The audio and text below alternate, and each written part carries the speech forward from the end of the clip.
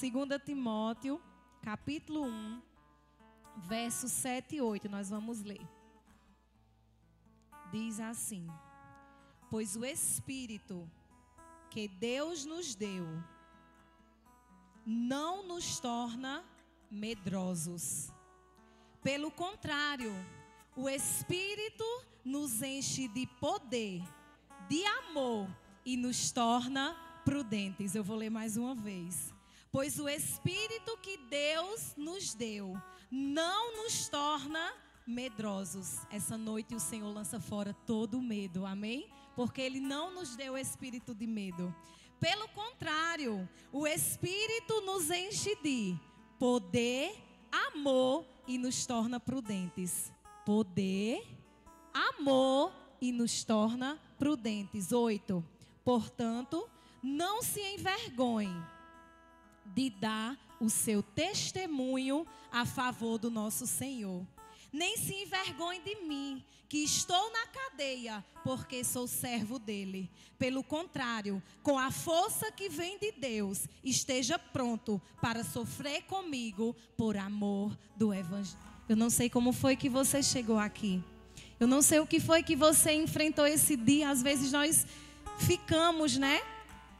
Como medrosos, né? Quem nunca aqui o medo bateu na nossa porta, né? Tem momentos da nossa vida que nós sentimos medos, né? Somos humanos, somos seres humanos, estamos na carne. Mas esse não é o espírito que o Senhor nos deu.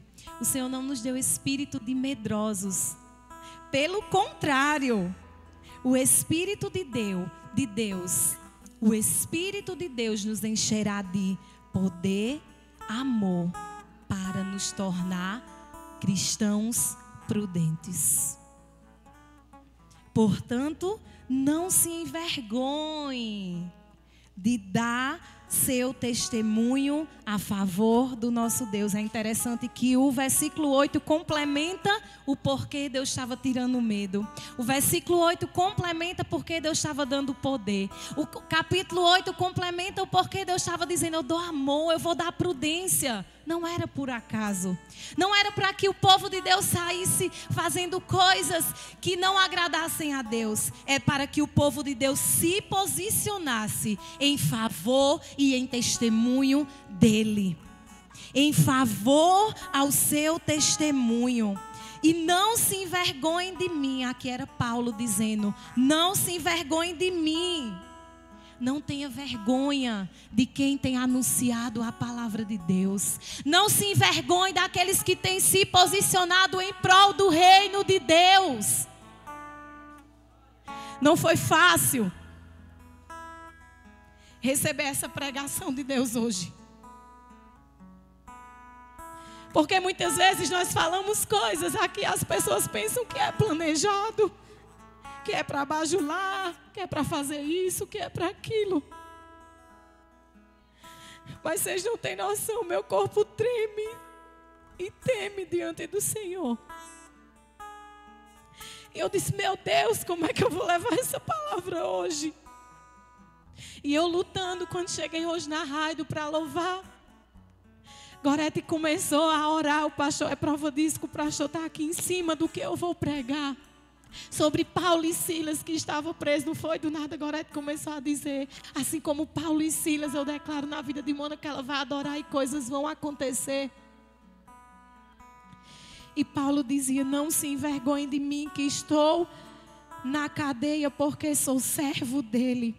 Pelo contrário, com a força que vem de Deus, estejam prontos para sofrer comigo por amor ao Evangelho.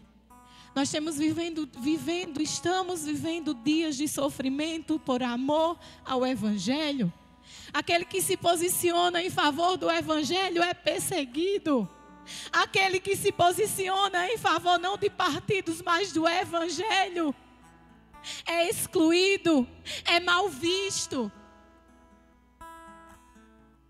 Mas não tenha medo de anunciar a palavra de Deus. Não tenha medo de declarar versículos nas suas redes sociais. Não tenha medo de declarar quem você serve, o Deus que você serve. Aleluias. O tema dessa pregação é: cenários improváveis são celeiros de milagres. Declara aí no seu lugar. Cenários improváveis são celeiros de milagres. Eu estava semana passada fazendo uma trilha. Meu marido gosta de trilha, né? E a gente saiu fazendo uma trilha. E quando a gente estava numa serra lá na Paraíba, e uma serra bem grande, eu olhava para aquele cenário ali, eu dizia, meu Deus, eu sentia um pouco de medo, né, naquelas subidas assim. E eu dizia, meu Deus, e Deus falava comigo essa frase. Eu até peguei o celular e gravei lá essa frase: cenários improváveis são celeiros de milagres. O que é cenário? Cenário é algo que é planejado, é um ambiente. Isso aqui é um cenário, né, desse ambiente, essas bandeiras, o local, o púlpito. Aqui está montado um cenário, né, para adoração, o púlpito. E o que é celeiro? Celeiro é uma casa de recolher cereais, é um depósito de provisões, é uma fonte fértil e abundante de algo. Amém? Você é celeiro de Deus nesse tempo. Você é depósito de Deus nesse tempo, em todo tempo. Enquanto estivermos nessa terra, nós somos depósitos de Deus. Somos improváveis, né? Somos pessoas improváveis, falhos, né? Pequenos, germinhos de Jacó, como diz a palavra. Mas o Senhor nos faz celeiros dele. Deus quer depositar em nós poder. Deus quer depositar em nós amor. Deus quer depositar em nós prudência. Improváveis. Improvável é um lugar que não tem probabilidade de ocorrer nada. Tem cenários que você olha para um canto, você olha para outro e você diz, não, aqui não tem como acontecer nada, né? É improvável, Randy, acontecer alguma coisa aqui, né? É impossível acontecer alguma coisa aqui. Mas são nesses lugares improváveis, irmão Tota, que esses lugares, eles são celeiros de milagre. A arca era improvável para muitos. Quando Noé começou a construir ali em obediência a Deus, recebeu poder, recebeu prudência, foi prudente em obedecer à voz do Senhor. Foi um celeiro de milagre aquela arca. Aquele vale de ossos secos foi um celeiro de milagres. Aleluias. Abra a palavra do Senhor em Atos. E quando o Senhor, né, eu dizia, meu Deus, o Senhor dizia, pregue sobre isso, sobre essa frase. E eu dizia, Senhor, em que trecho eu vou pregar? E Deus falava comigo, você vai pregar sobre o lugar improvável chamada a prisão que Paulo e Silas estavam. A prisão naquele momento era um lugar improvável. Aquele lugar onde aqueles homens foram lançados, acorrentados pelos seus pés, era um lugar improvável. Mas ali foi um celeiro de milagres para que o carcereiro e a família dele fossem salvos. E Deus dizia, Leia, vá lá para o trecho de Atos, capítulo 16, a partir do 16. Mas antes de lermos, eu vou dar um testemunho. Eu não sei se alguém aqui já visitou um presídio. Eu nunca visitei, eu já visitei um SEDUC. E irmão Fábio, eu fiquei, irmã Jaciana, horrorizada, porque não conhecia, só conhecia os espaços de socialização. E fui levada a um setor lá para conhecer um adolescente, ao qual estávamos em uma audiência.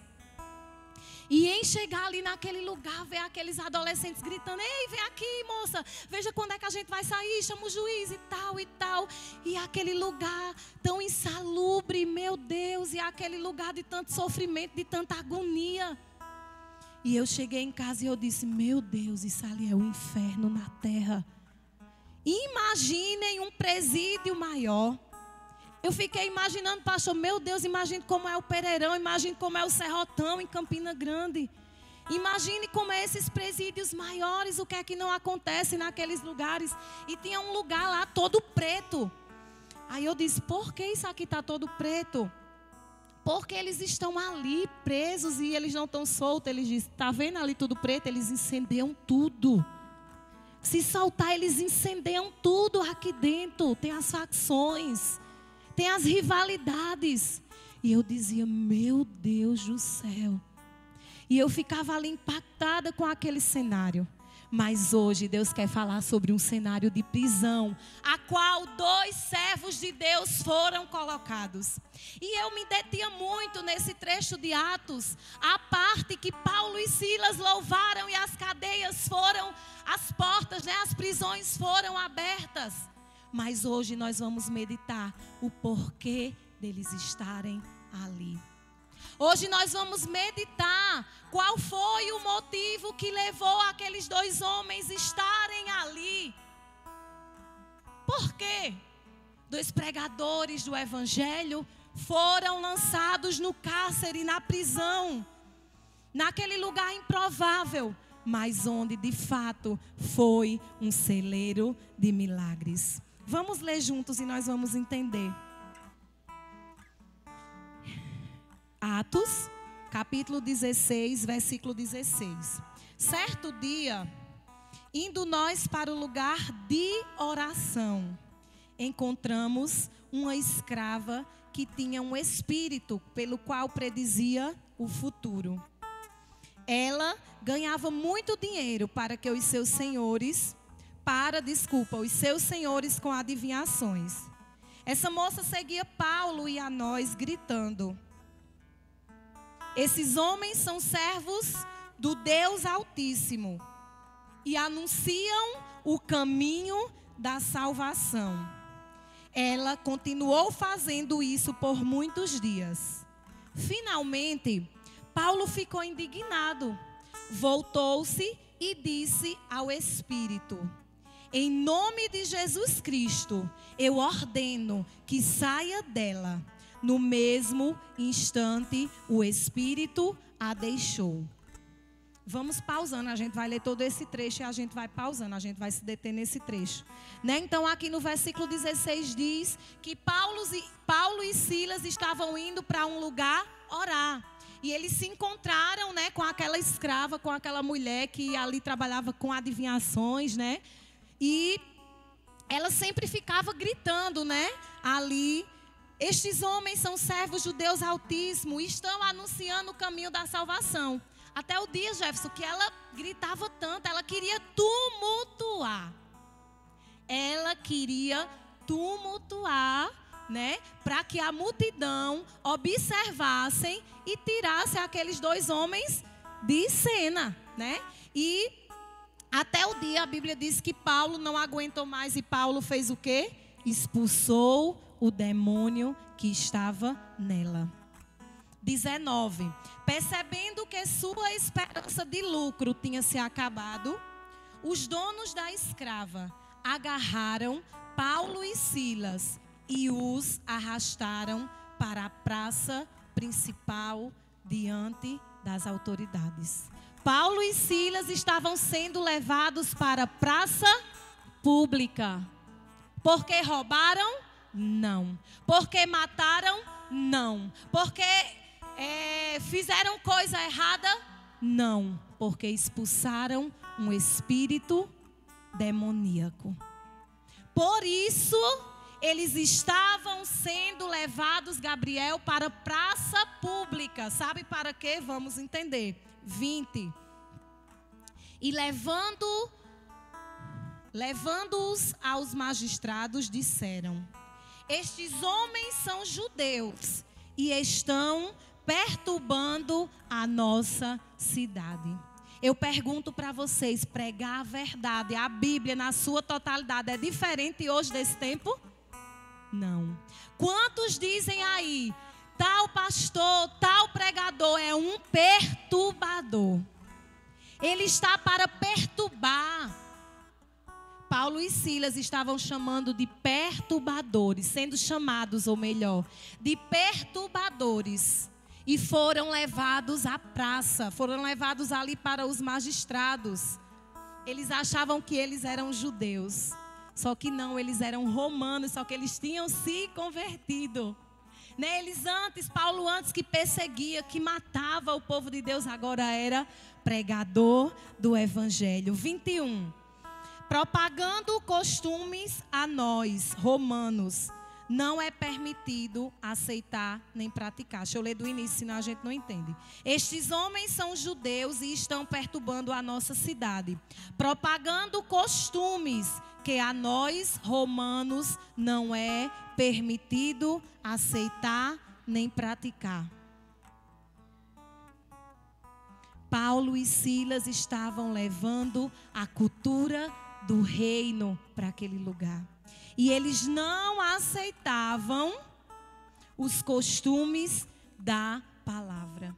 Eles não aceitavam que fossem levados para aquele povo ali, romanos, costumes da palavra. Hoje nós estamos, eu fico impressionado quanto a Bíblia é real.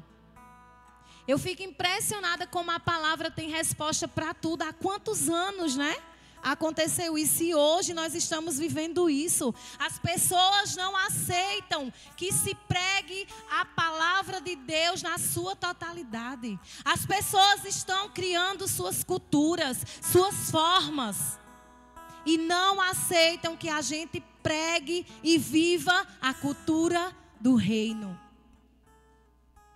22.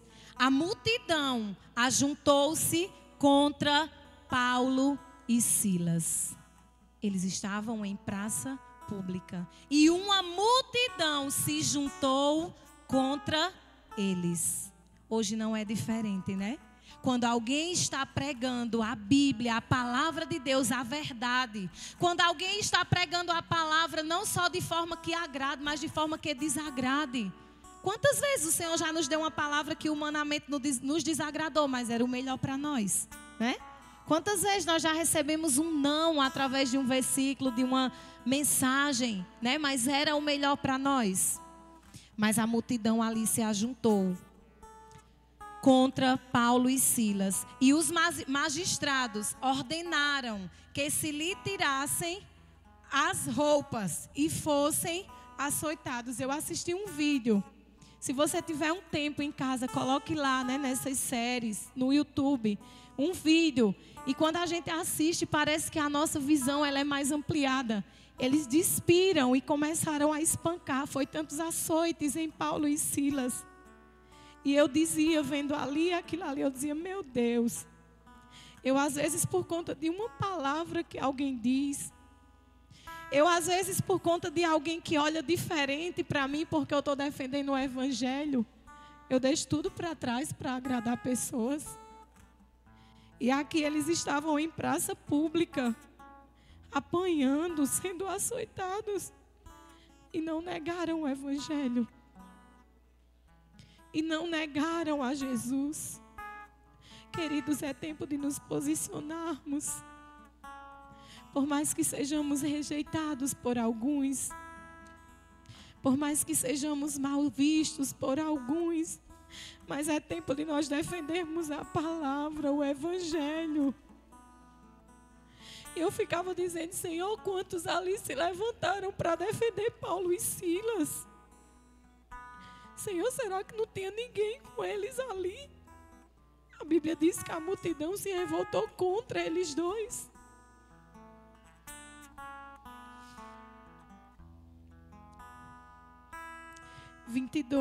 Vou ler novamente. A multidão ajuntou-se contra Paulo e Silas e os magistrados ordenaram que se lhes tirassem as roupas e fossem açoitados. Depois de serem severamente açoitados, foram lançados na prisão. Lembre, por que eles foram lançados na prisão? Porque eles estavam pregando o evangelho. Porque eles estavam orando. Porque eles estavam expulsando demônios. O carcereiro recebeu instrução para vigiá-los com cuidado. Tendo recebido tais ordens, ele os lançou no cárcere interior e lhes prendeu os pés no tronco. Depois de estar todo lapiado, como diz o nordestino. Depois de estar todo cortado, de tanto apanhar.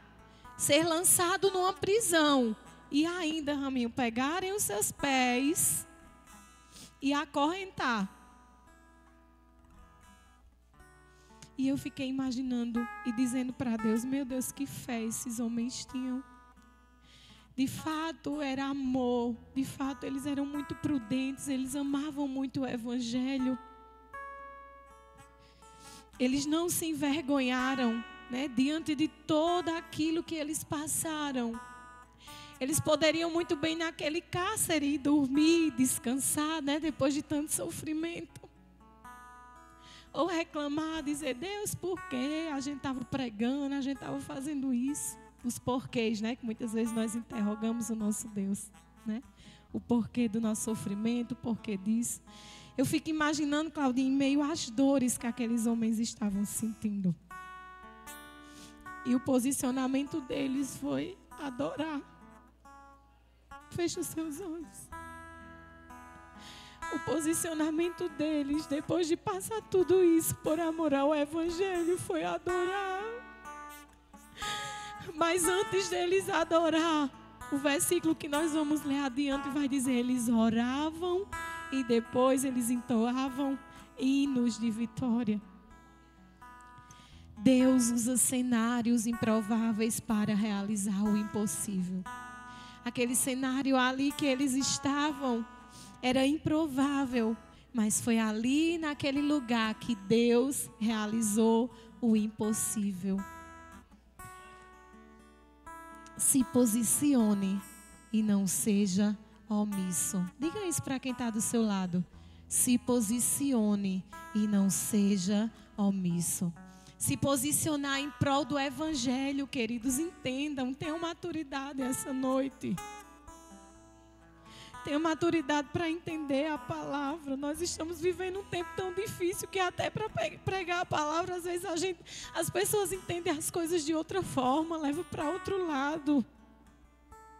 É sobre a Bíblia essa noite, é sobre defender o Evangelho. Se posicione e não seja omisso.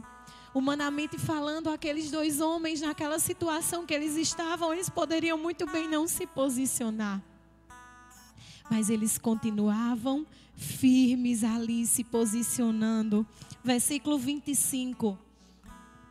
Por volta da meia-noite, Paulo e Silas estavam orando. Quando vinha a perseguição, ore. Fale com Deus. E depois cante hinos de vitória a Deus. Foi o que aconteceu. Por volta da meia-noite, Paulo e Silas estavam orando e cantando hino a Deus. Em meio ao sofrimento, em meio a todas aquelas dores físicas, porque eles tinham apanhado muito. Eles se posicionavam e não eram omissos.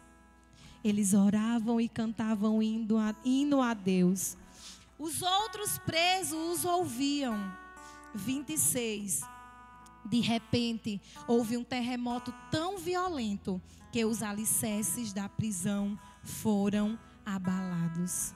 Imediatamente, todas as portas se abriram e as correntes de todos se soltaram. É interessante que não foi só apenas ali com Paulo e Silas, né? Foi em todos que estavam encarcerados, né? O impossível aconteceu para todos aqueles que estavam ali naquela prisão. E é interessante, eu disse no início e vou repetir, não sei você, eu me detinha muito nesse texto, essa parte, né? Que eles louvavam e a prisão tinha sido, as portas ali abertas, as correntes tinham sido quebradas. Mas eu não meditava o porquê que eles estavam ali. E para que eles estavam ali. Né? O porquê é porque eles não se envergonharam do Evangelho. O porquê é porque eles se posicionaram e não foram omissos. E para que famílias fossem salvas por amor ao sofrimento deles. Terceiro, a palavra de Deus é um depósito de provisão. Amém? a palavra de Deus anunciada através de Paulo e Silas ali naquele lugar se tornou provisão para aquele carcereiro e para a família dele, que nós vamos ler agora. 27. O carcereiro acordou e, vendo abertas as portas da prisão, desembaiou sua espada para se matar, porque pensava que os presos tivessem fugido. Mas Paulo gritou: não faça isso, estamos todos aqui. O carcereiro pediu luz. Eu fico imaginando todo mundo extasiado, né? Atônitos, parados, né? Diante de uma situação daquela. Como era que a gente... Eu fiquei me imaginando, minha cabeça é assim, fazer como Sabrina, irmã de Luísa, que diz: Mona, minha cabeça hoje, ela é minha coordenadora, ela diz: minha cabeça está friviando. Minha cabeça, eu lendo esses trechos, minha cabeça fica assim, eu fico me imaginando naquela cena. Eu fico imaginando todos ali, os presos atônitos, admirados com o que tinha acontecido. Mas não esqueça, tudo o que aconteceu foi porque Paulo e Silas se posicionaram e não foram omissos. 29. O carcereiro pediu luz, entrou correndo e trêmulo, prostou-se diante de Paulo e Silas. Então, levou-os para fora e perguntou: senhores, que devo fazer para ser salvo? A palavra de Deus é um depósito de provisão. Começou aqui a vir provisão sobre a vida de alguém que não conhecia Jesus. Se nós nos posicionarmos e não formos omissos, nós vamos alcançar outros. Nós vamos levar a salvação que o Senhor um dia nos deu, nos confiou para outras vidas. Nós vamos alcançar outros. Nós somos alcançados com o objetivo de nós alcançarmos outros. Continua a palavra de Deus. Ele perguntou, né? Senhores, o que devo fazer para ser salvo? 31. Eles responderam: creia no Senhor Jesus e serão salvos você e os de sua casa. E pregaram a palavra de Deus a ele e a todos o de sua casa. 33. Naquela mesma hora da noite, o carcereiro lavou as feridas dele. O cuidado de Deus, né? Mas foi todo um processo, né? Foram presos por pregarem a palavra, foram presos por anunciar a verdade, foram presos por expulsar um demônio, mas se posicionaram, não foram omissos e ganharam não só uma vida, mas uma família para Jesus. O nosso posicionamento trará outras vidas para Jesus. Mas a nossa omissão nos afastará e afastará outros de Jesus. Naquela mesma hora da noite, o carcereiro lavou as feridas deles. Em seguida, ele e todos os seus foram batizados. Então, os levou para sua casa, serviu-lhes uma refeição. E com todos os de sua casa, alegrou-se muito por haver crido em Deus. Nós vamos ler até aqui, amém?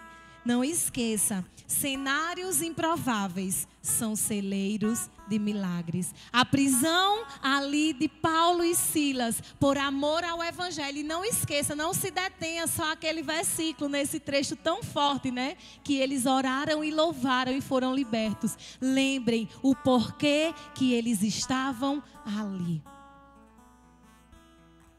Mas, mesmo estando ali naquele cenário improvável, porque eles se posicionaram e não foram omissos, aquele lugar foi um celeiro de milagres. E não esqueça que a palavra de Deus é um depósito de provisão. E eles levaram provisão àquele carcereiro e àquela família. Amém? A palavra era essa, que o Senhor possa te abençoar. Mas vamos ler de novo. Fique de pé aí no seu lugar antes de eu passar para o pastor. E vamos ler juntos os 2 versículos que a gente leu no início, 2 Timóteo 1, 7 e 8. Vamos ler todo mundo junto, eu leio aqui e você acompanha aí. Eu estou lendo na NVI, na nova versão. Se apegue a essa palavra, amém? Se posicione em amor, em defesa ao Evangelho de Cristo, amém? Porque mesmo em cenários improváveis, ali vai ser celeiro e milagres impossíveis vão se tornar possíveis. Vamos ler juntos 2 Timóteo 1, 7. Pois o Espírito que Deus nos deu não nos torna medrosos. Pelo contrário, o Espírito nos enche de poder, amor e nos torna prudentes. 8. Portanto, não se envergonhe de dar o seu testemunho a favor do nosso Senhor. Nem se envergonhe de mim, que estou na cadeia porque sou servo dele. Pelo contrário, com a força que vem de Deus, esteja pronto para sofrer comigo por amor ao Evangelho. Amém? Que o Senhor te abençoe, que o Senhor te guarde e não esqueça, se posicione em favor do Evangelho, se posicione em favor de Cristo, amém? Para ganharmos outras almas, para ganharmos vidas para Jesus, para lançarmos as redes e as redes voltarem cheias. E cenários improváveis são celeiros de milagre. Que o Senhor os abençoe.